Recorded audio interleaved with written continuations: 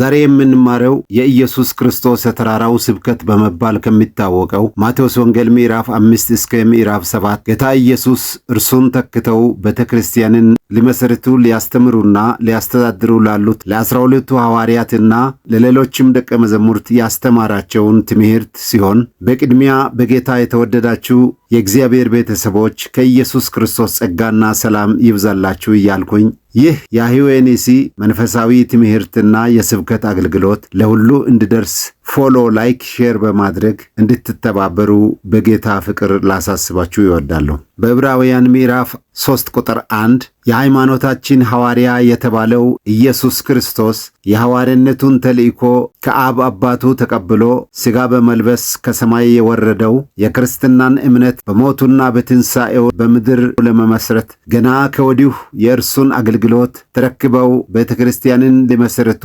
ሊያስተምሩና ሊያስተዳድሩ ለመረጣቸው ለ12ቱ ሐዋርያትና እርሱ በገባበትና በወጣበት ሁሉ አብረው ለነበሩት ለሌሎችም ደቀ መዛሙርት ሕገ ኦሪትና ነቢያትን እየተረጎመላቸው ለቀደሙት እንዲህና እንዲህ እንደተባለ ሰምታችኋል፣ እኔ ግን እላችኋለሁ በማለት ካስተማራቸው ትምህርት ማቴዎስ ወንጌል ምዕራፍ 7 ከቁጥር 21 እስከ 27 የተጠቀሰውን መነሻ በማድረግ እንጀምራለን። ክፍሉ እንዲህ ይላል። በሰማያት ያለውን የአባቴን ፈቃድ የሚያደርግ እንጂ ጌታ ሆይ ጌታ ሆይ የሚለኝ ሁሉ መንግሥተ ሰማያት የሚገባ አይደለም። በዚያን ቀን ብዙዎች ጌታ ሆይ ጌታ ሆይ በስምህ ትንቢት አልተናገርንምን? በስምህስ አጋንንትን አላወጣንምን? በስምህስ ብዙ ተአምራትን አላደረግንምን? ይሉኛል። የዚያን ጊዜም ከቶ አላወቅኋችሁም፣ እናንተ አመፀኞች ከእኔ ራቁ ብዬ እመሰክርባችኋለሁ። ስለዚህ ይህንም ቃሌን ሰምቶ የሚያደርገው ሁሉ ቤቱን በዓለት ላይ የሠራ ልባም ሰውን ይመስላል። ዝናብም ወረደ፣ ጎርፍም መጣ፣ ነፋስም ነፈሰ፣ ያንን ቤት ገፋው፣ በዓለትም ላይ ስለተመሠረተ አልወደቀም። ይህንም ቃሌን ሰምቶ የማያደርገው ሰው ሁሉ ቤቱን በአሸዋ ላይ የሠራ ሰነፍ ሰውን ይመስላል። ዝናብም ወረደ፣ ጎርፍም መጣ፣ ነፋስም ነፈሰ፣ ያንን ቤት መታው፣ ወደቀም፣ አወዳደቁም ታላቅ ሆነ በማለት ክፍሉ ይናገራል። ክፍሉን ለመረዳት ከመጽሐፉ የኋለኞች ምዕራፎች ጥቂት ነገሮችን በማንሳት እንመለከታለን። በምዕራፍ 4 ኢየሱስ ክርስቶስ በመንፈስ ቅዱስ ተሞልቶ በምድረ በዳ ለ40 ቀናት ያህል ከጾመና የዲያብሎስን ፈተና ድል ከነሳ በኋላ ወደ ገሊላ ተመልሶ በገሊላ አካባቢ ባሉት ምኩራቦች በባህር ዳርቻዎችና ለሚያገኛቸው ሰዎች ሁሉ የእግዚአብሔር መንግሥት ቀርባለችና ንስሐ ግቡ እያለ ይሰብክ እንደነበረ እንመለከታለን። ከማቴዎስ ወንጌል በተጨማሪ በማርቆስ ወንጌል ምዕራፍ 1 ከቁጥር 9 ጀምሮ፣ በሉቃስ ወንጌል ከምዕራፍ 4 ጀምሮ፣ በተለይም ምዕራፍ 6 ከቁጥር 12 እስከ 49 ይህ ሁኔታ ተጽፎ እናገኛለን። ኢየሱስ ክርስቶስ ስለ እግዚአብሔር መንግሥት እየሰበከ በሽተኞችን እየፈወሰና አጋንንትን እያወጣ የነበረው ዝና እስከ ሩቅ ተሰማ። ብዙ ሰዎችም ከበሽታቸው ሊፈወሱ ወደ እርሱ ይመጡና ይፈወሱም ነበር። አጋንንትም ካደረባቸው ሰዎች ይወጡ ነበረና በኢየሱስ ያመኑት ሰዎች ቁጥራቸው እጅግ እየበዛ ሄደ። ጌታም ሕዝቡን አይቶ ወደ ተራራ ወጣ፣ ደቀ መዛሙርቱም ወደ እርሱ ቀረቡ። ኢየሱስም ዓይኑን ወደ ደቀ መዛሙርቱ በማንሳት ይህንን የኢየሱስ ክርስቶስ የተራራው ስብከት በመባል የሚታወቀውን ትምህርት ማስተማር የጀመረ መሆኑን እንመለከታለን። ይህ የኢየሱስ የተራራው ስብከት የሚያስታውሰን በብሉይ ኪዳን በሲና ተራራ ለእስራኤል ሕገ ኦሪት በተሰጠበት ዕለት ዘጸአት ምዕራፍ 19ና 20፣ ዘዳግም ምዕራፍ 5፣ እንደገና ምዕራፍ 32 ቁጥር 2፣ በተለይም ዘዳግም ምዕራፍ 18 ከቁጥር 15 እስከ 19 እንደተገለጸው እግዚአብሔር የሕጉን ቃሎች የእስራኤልን ጉባኤ ለማስተማር በታላቅ ግርማውና ክብሩ እልፍ አእላፋት መላእክት ሰራዊቱ ጅበውት እንደ መለከት ሲነፉ በእሳት ነበልባል በከባድ ደመና መብረቅና በነጎድጓድ ከሰማይ ስለወረደ ሕዝቡ የሞት ፍርሃትና ስጋት ይዟቸው ሙሴን እግዚአብሔርን ሰምቶ በሕይወት የኖረ ማን ነው? ታላቂቱ እሳት ታቃጥለናለች፣ እግዚአብሔር አይናገረን፣ ሙሴ አንተ ከእግዚአብሔር ሰምተህ ለእኛ ንገረን፣ እኛ እናደርገዋለን ብለው በራሳቸውና በእግዚአብሔር መካከል መካከለኛ አድርገው ሙሴን በወከሉበት በዚያ ቀን እግዚአብሔር ሙሴን እንደ አንተ ያለ ነቢይ ከወንድሞቻቸው መካከል አስነሳለሁ፣ ቃሌንም በአፉ አደርጋለሁ፣ ያዘዘሁትንም ቃሌን ሁሉ ይነግራቸዋል። በስሜም የምናገረውን ቃሌን የማያደርገውን ሰው እኔ እበቀልለታለሁ ብሎ ነበር። ሐዋርያ ሥራ ምዕራፍ 3 ከቁጥር 22 እስከ 23 እንደተናገረው የዘላለም አምላክ የሆነው ኢየሱስ ክርስቶስ ሥጋ ለብሶ ከዳዊት ዘር ከወገኖቹ ከአይሁድ ሕዝብ ተነስቶ እንደ ሙሴ በእግዚአብሔርና በሰዎች መካከል መካከለኛ በመሆን የብሉይ ኪዳን ሕግን ከጸጋው ጋር በማስተሳሰር የአዲስ ኪዳን ቃሎችን ደቀ መዛሙርትን ያስተማረበትን የአዲስ ኪዳን መሠረታዊ ትምህርት መሆኑን ሐዋርያትና ከእነርሱ ጋር የነበሩ የቅርብ አገልጋዮች የጻፉት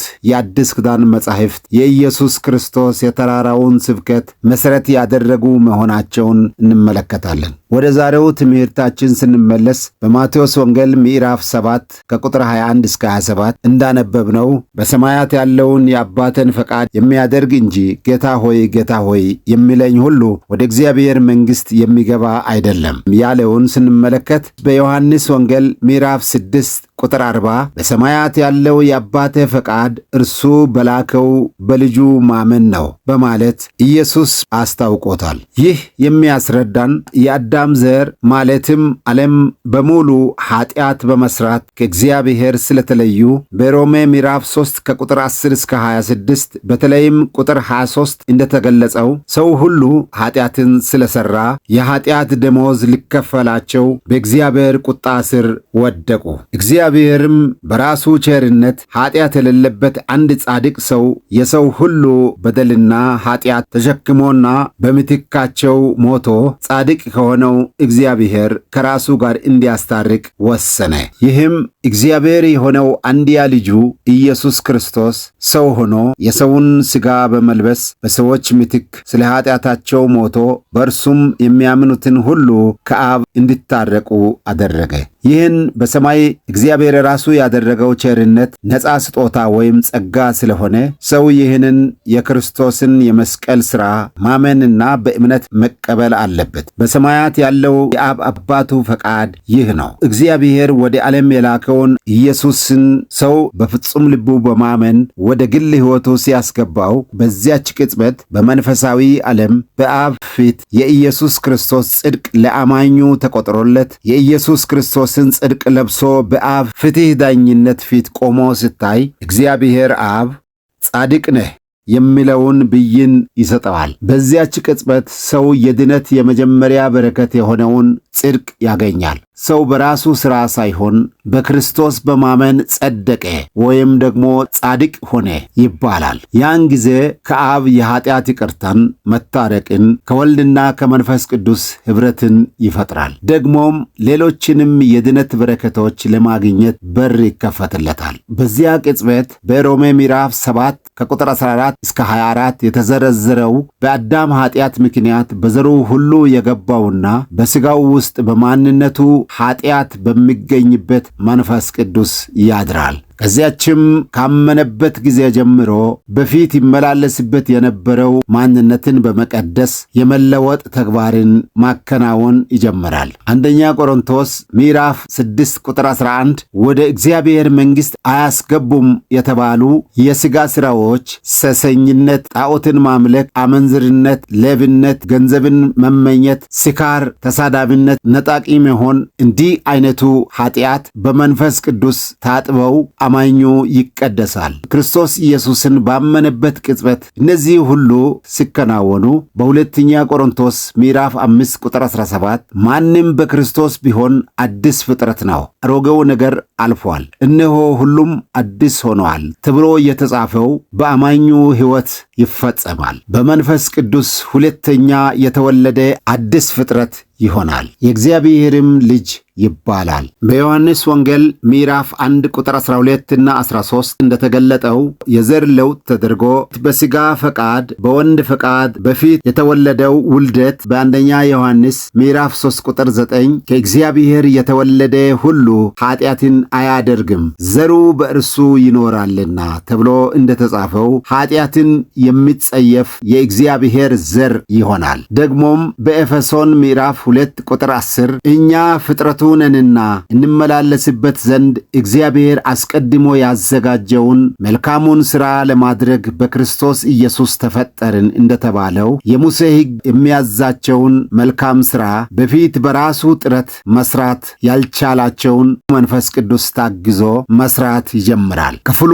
እንደሚያስረዳን ዳግመኛ የተወለደበት ዓላማውም ለዚህ ነውና በቀደመው ሥጋዊ ውልደት ከትውልዶች የመጣ ከቅድሜ አያት ከአያትና ከአባት ወይም እናት ዘር የሚከተለው የአጋንንታዊ አሰራር እርግማን፣ ኩነኔ የማይተላለፍበት የእግዚአብሔር ዘር ሆኖ ዳግመኛ ስለተወለደ በሥጋው ውስጥ በሚሠራው በቀድሞው ኃጢአትና በአጋንንት በሁለተኛ ሞት ድል በመንሳት በአዲሱ ሕይወት መመላለስ ይጀምራል። ከመንፈስ ቅዱስ ጋር ባለው ኅብረት በአዲሱ ሕይወት መመላለስ ይጀምራል። እንግዲህ እስከ አሁን የተመለከትነው ጌታ ኢየሱስ እመኑኝ የሚለው እምነት ደግሞም በሰማያት ያለው የአባቴን ፈቃድ የሚያደርግ እንጂ ጌታ ሆይ የሚለኝ ሁሉ የእግዚአብሔር መንግሥት የሚገባ አይደለም ያለው የአብ ፈቃድ የሆነው እምነት ይህ ነው። ይህ እምነት ቀደም ሲል ከተጠቀሱት ጥቅሶች እንደምናየው ሥራን የሚያስከትል እምነት ነው። እምነት በሥራው በተግባሩ ይገለጣል። በአንደኛ ጴጥሮስ ምዕራፍ 2 ቁጥር 24 ለኃጢአት ሞተን ለጽድቅ እንድንኖር እርሱ ራሱ በሥጋው ኃጢአታችንን በእንጨት ላይ ተሸከመ ይላል። ይህ አሮጌው ማንነት ከሥራው ጋር ሞቶ ለጽድቅ የሚኖር አዲስ ሰው ተፈጠረ የሚለውን ነው። ክርስቶስ የሞተው ለዚህ ነው። ሐዋርያው ጳውሎስ ሮሜ 6 ከቁጥር 1 ጸጋ እንዲበዛ በኃጢአት ጸንተን እንኑርን?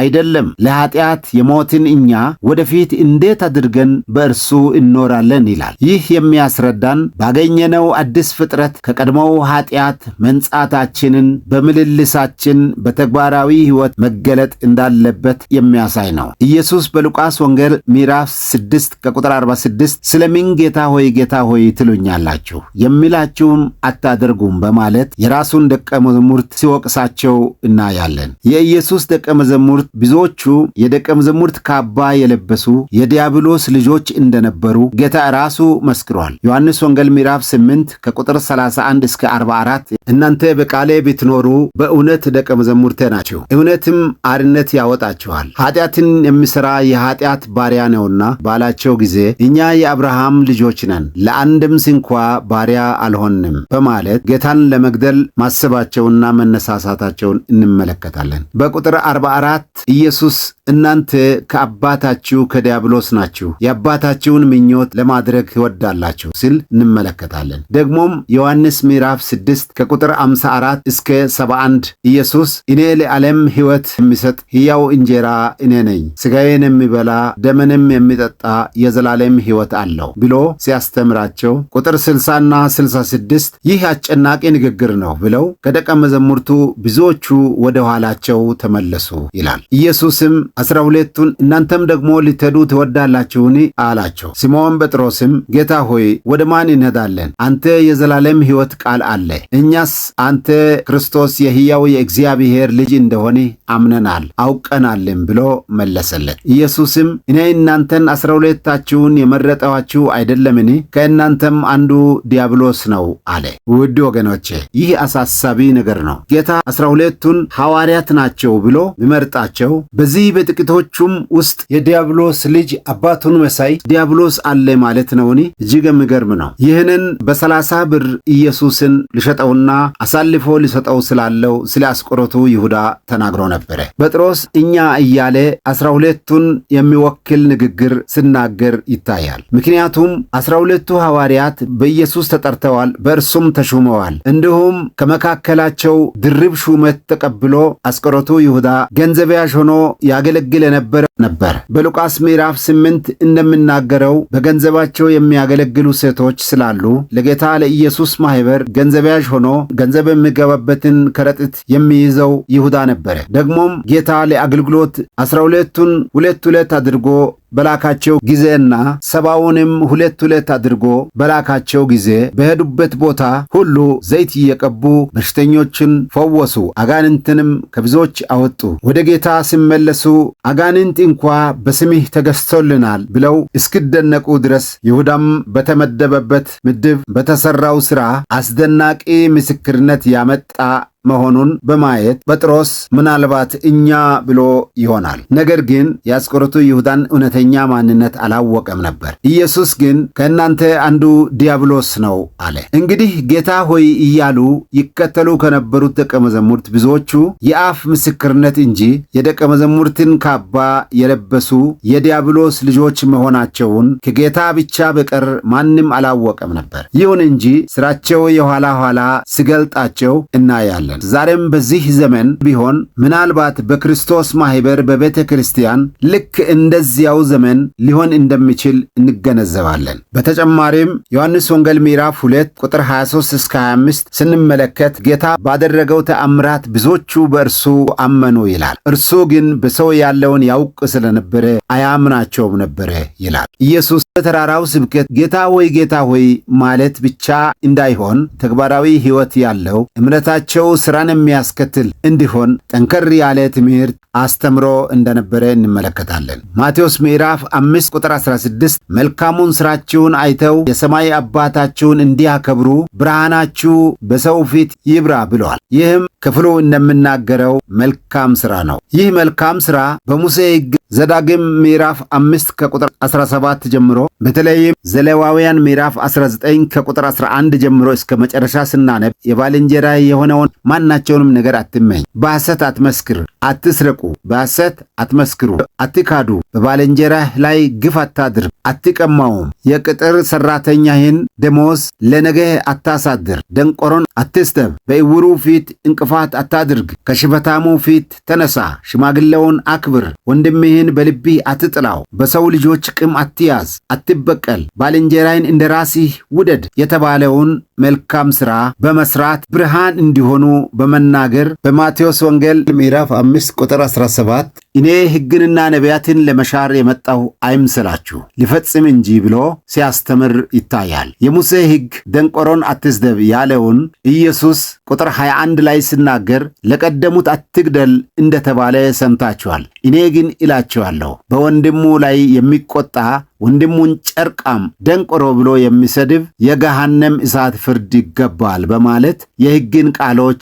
እጅግ ሲያጠብቃቸው እናያለን። ብሉይ ኪዳን ለገደለው ፍርድ የሚገባው ሲሆን ኢየሱስ ለመግደል ጅማሬ የሆነውን ስድብ የገሃነም ፍርድ ይገባል በማለት ሲያጠብቀው እናያለን። ቁጥር 21 አታመንዝር የተባለውን ሰምታችኋል። እኔ ግን እላችኋለሁ ወደ ሴት ያየ ሁሉ የተመኛትም ያን ጊዜ በልቡ ከእርሷ ጋር አመንዝሯል በማለት የሕግን ሥራ ሲያጠብቀው እናያለን። ሌሎችንም በዚሁ አይነት መልክ ሲያስተምር ይታያል። ልዩነቱ ግን ሕግ ሰው በራሱ ጥረት በሥራ እንዲጸድቅ ሰውን የሚያዝ ሲሆን በክርስቶስ የመጣው ጸጋ በሰው ውሳኔያዊ ሕይወትና በባለቤቱ ፍላጎት ከእግዚአብሔር ለሚፈሰው ጸጋ በመታዘዝ ሕግ የሚያዘውን መልካም ሥራ መስራት እንደሆነ እንመለከታለን። ከክርስቶስ የተማሩት ሐዋርያት በመልእክቶቻቸው ሐዋርያው ጳውሎስም ደግሞ በአንደኛ ቆሮንቶስ ምዕራፍ 6 ከቁጥር 9ና 10 እንደገና ምዕራፍ 5 ከቁጥር 11 ተሳዳቢዎች፣ ነጣቂዎች፣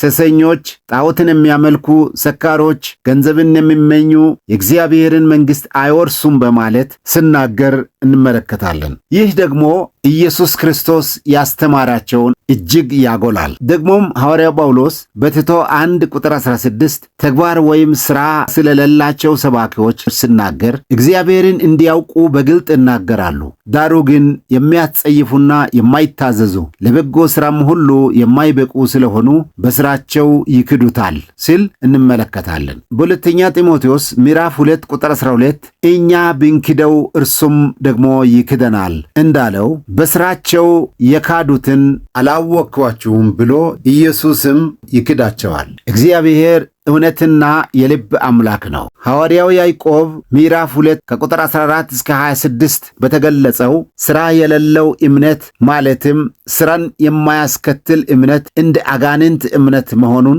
በመግለጽ አጋንንት እግዚአብሔርን ያምናሉ፣ ይንቀጠቀጣሉ በማለት ሲናገር እናያለን። ሁላችን እንደምናውቀው አጋንንት መልካም ሥራ የላቸው፣ እግዚአብሔር እንዳለ ያውቃሉ። እግዚአብሔር ብቻ አይደለም፣ የእግዚአብሔርን ቃልም ጠንቅቆ ያውቃሉ። ያውቃሉ። አጋንንት ዕውቀት ነው እንጂ እምነት የላቸውም። የአጋንንት እምነታቸው በማወቅ ይደነግጣሉ፣ ይፈራሉ። ጌታ ኢየሱስ ክርስቶስንም አንተ የእግዚአብሔር ልጅ እንደሆነ እናውቃለን፣ እኛን ወደ ጥልቁ አትስደደን ይላሉ። ነገር ግን ምግባር ስራ የላቸውም። የአጋንንት ስራቸው ክፋትና ጥፋት ብቻ ነው። ስለዚህ ስራ የሌለው እምነት እንደ አጋንንት እምነት እንደሆነ ያዕቆብ ይጠቁመናል። የአብርሃምን እምነት አስመልክቶ ሲናገር አብርሃም አመነ ጽድቅም ሆኖ ተቆጠረለት የተባለው ያመነው እግዚአብሔር ልጁን እንዲሰዋለት ባዘዘ ጊዜ ልጁን ይስሐቅን በመሠዊያው ላይ ባቀረበ ጊዜ በሥራው የጸደቀ አይደለምን? እምነት ከሥራው ጋር አብሮ ያደርግ እንደነበረ ታያለህ በማለት አብርሃም የጸደቀው በእምነቱ ቢሆንም የአብርሃም እምነት ከሥራው ጋር አብሮ እንደነበረ ያዕቆብ አጥብቆ በማሳሰብ ከነፍስ የተለየ ሥጋ የሞተ እንደሆነ እንዲሁ ደግሞ ከሥራ የተለየ እምነት የሞተ ነው በማለት አጥብቆ በማሳሰብ በኢየሱስ ክርስቶስ ላመኑት ክርስቲያኖች መልእክቱን ይጽፍላቸዋል። እግዚአብሔር መንፈስ በሚሠራበት በክርስቶስ ሞት በተከፈለው ዋጋ ምክንያት በነፃ የተሰጣቸው የተትረፈረፉ ጸጋ ስጦታዎች፣ ትንቢት መናገር፣ ልሳን መናገር፣ በእውቀት ስጦታዎች ማገልገል፣ በሰው ያለውን በማወቅ የሚናገሩ የእውቀት ስጦታዎች መገለጥ፣ ራእይ በተትረፈረፈበት በቆሮንቶስ ቤተ ክርስቲያን በምዕራፍ 5 በጸጋ ድኛለሁ፣ ማንኛውንም ነገር ማድረግ እችላለሁ የሚል ጡንቸኛ ይመስል የአባቱን ሚስት እንጀራ እናቱን ከአባቱ ነጥቆ በማግባት አባቱን ያስቆዘመው በአሕዛብ እንኳ እንዲህ አይነት አሳፋሪ ዝሙት የለም የተባለለትን በድፍረት ሲያካሂድ ሐዋርያው ጳውሎስ በሐዋርያዊ ሥልጣኑ እንዲህ አይነት የሠራው ሰው መንፈሱ በጌታ ቀን ትድን ዘንድ ለሥጋው ጥፋት ለሰይጣን እንዲሰጥ ፍርድ ነው በማለት ትንሽ እርሾ ሊጡን ሁሉ ያቦካልና ከመካከላችሁ አውጡ፣ አትተባበሩ። የሚሰስኑ፣ ጣዖትን የሚያመልኩ፣ ገንዘብን የሚመኙ፣ ሌቦች፣ ነጣቂዎች፣ ተሳዳቢዎች፣ የሚሰክሩ እንደነዚህ ያሉት የእግዚአብሔርን መንግሥት አይወርሱም። እንደዚህ ካለው ጋር መብል እንኳ አትብሉ ሲል እንመለከታለን። ይህ እኛ ባለንበት ለዚህ ዘመን እጅግ የሚያስጠነቅቅ መልእክት ነው። በአፋቸው እያመኑ በሥራቸው የሚክዱ ጥቂት እርሾ ሊጡን ሁሉ እንደሚያቦካው በጠማማ ትምህርታቸው የእግዚአብሔርን ቃል ሰነጣጥቀው በሚሰጡት ትርጉማቸው ክርስቶስ የሰውን ኃጢአት ተሸክሞ ለትላንትናው ለዛሬውና ለነገውም ኃጢአት ሞቷልና ያመነ ሰው በሚያደርገው ኃጢአት አይጠየቅበትም በጸጋ ድነናልና በሚል ዓለምና ቤተ ክርስቲያን የልዩነት ጥጉ እስከማይለይ ድረስ በትምህርታቸው እየበረዙ የእግዚአብሔርን ጸጋ መመከቻና የክፋት መሸፈኛ የሚያደርጉትን እንደ ጥንቲቱ ቤተ ክርስቲያን የዛሬዋ ቤተ ክርስቲያን ከመካከሏ ማውጣት ባችል እንኳ በትምህርቷ እጅግ አጥብቃ ማውገዝ ይገባታል። ውድ ወገኖቼ በተራራው ስብከት የኢየሱስን ትምህርት እንደተመለከትነው ኢየሱስ ሕግን ለመሻር እንዳልመጣ ሕግ የሚያዘውን መልካም ሥራ በጸጋው መንፈስ ታግዞ እንዲሰሩ ሥራችሁ ለዓለም ብርሃን ይሁን ይብራ ብሎ አጠበቀ እንጂ ኢየሱስ መች ሻረው? በቆላስይስ ምዕራፍ 2 ቁጥር 16ና 17 እንደተገለጸው የብሉይ ኪዳን መሥዋዕቶች፣ የሰንበታት፣ የበዓላትና የወር መባቻዎች በክርስቶስ ሥራ ከተፈጸሙት በስተቀር የሕግን ቃል ጌታ ኢየሱስ አጽንቶ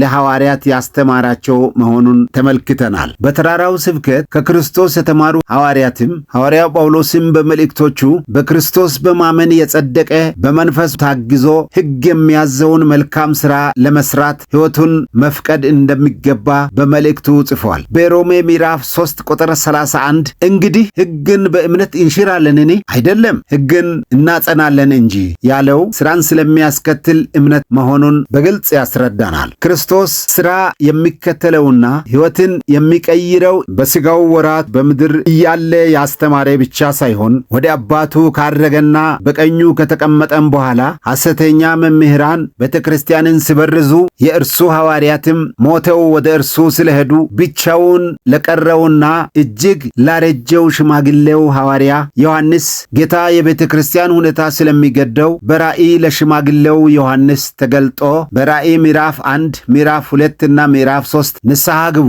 ጆሮ ያለው ሁሉ ይስማ ብሎ ሲናገረው እንመለከታለን። በተለይም ምዕራፍ 3 ቁጥር 1 እና 2 ስራህን አውቃለሁ፣ ሕያው እንደመሆንህ ስም አለ፣ ሞተህማል። ስራህን በአምላኬ ፊት ፍጹም ሆኖ አላገኘሁምና የነቃህ ሁን፣ ሊሞቱም ያላቸውን የቀሩትን ነገሮች አጽና ይላል። በዘመኑ የነበሩት የአማኞች ሥራ በአብ ፊት ፍጹም ሆኖ ባለመገኘቱ በአባቱ ፊት ስለ አማኞቹ የሚማልደው ራሱ ይህንን ሲናገር እንመለከታለን። በመጨረሻም ውድ ወገኖቼ መናፍስት ስለተገዛልን ደስ አይበለን። ሉቃስ ምዕራፍ 10 ቁጥር 20 በጌታ ቸርነት ሌሎችን ለማዳን ጸጋው በእኛና በጉባኤያችን በመስራቱ አንመካም። ጌታ በመጨረሻው ፍርድ ቀን አላወቅኋችሁም፣ ከኔ ራቁ፣ በስራችሁ የከዳችሁ አመፀኞች ማለትም ይኖራልና። ጤፍ ሲያድግ ቀና፣ ፍሬ ሲይዝ ጎንበስ እንደሚባለው አባባል ኢየሱስና የጸጋው ብርታት